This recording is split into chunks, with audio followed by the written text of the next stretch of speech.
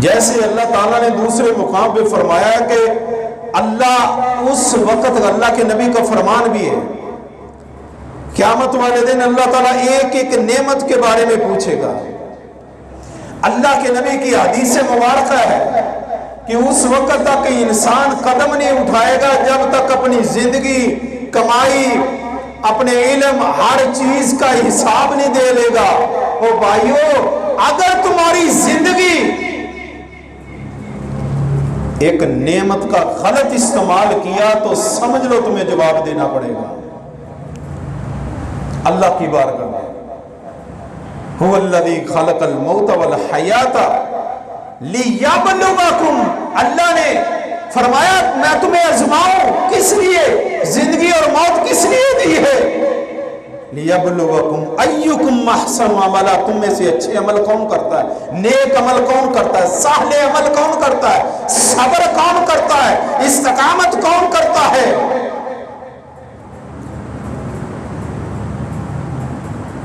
جو انسان، اللہ کے نبی صلی اللہ علیہ وسلم کی حدیث مبارکہ ہے، اللہ اکبر اللہ اکبر، جس انسان کو کوئی بیماری آئے، مومن کو، نیک ہے، بد کی بات نہیں کر رہے، مشرک کی، بے دین انسان کی، یہود و نصارہ کی جو کافر ہے ان کی بات نہیں کر رہے، ہم مشرکوں کی بات نہیں کر رہے، ہم نیک لوگوں کی بات کر رہے ہیں۔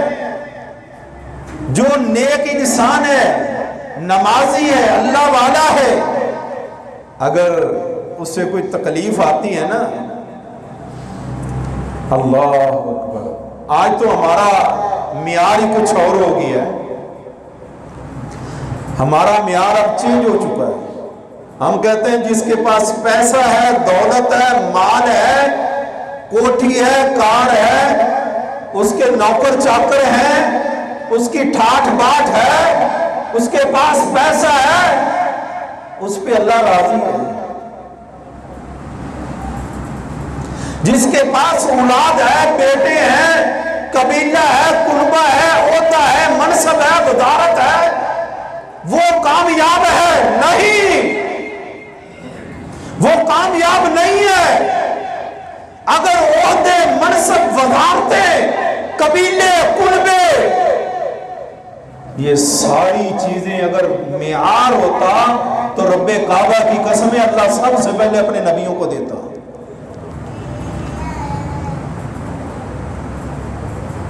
اپنے نبیوں کو دیتا، مال دیتا، دولت دیتا، سب کچھ دیتا۔ اللہ نے بتاؤ کسی نبی کے پاس سوائے ایک حضرت سلیمان علیہ السلام،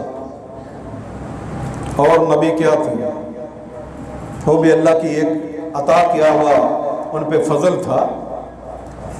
اللہ نے ایک دنیا میں ایک حجت بنانی تھی کہ میں اپنے نبیوں کو دینا چاہوں تو اتنا کچھ دے سکتا ہوں،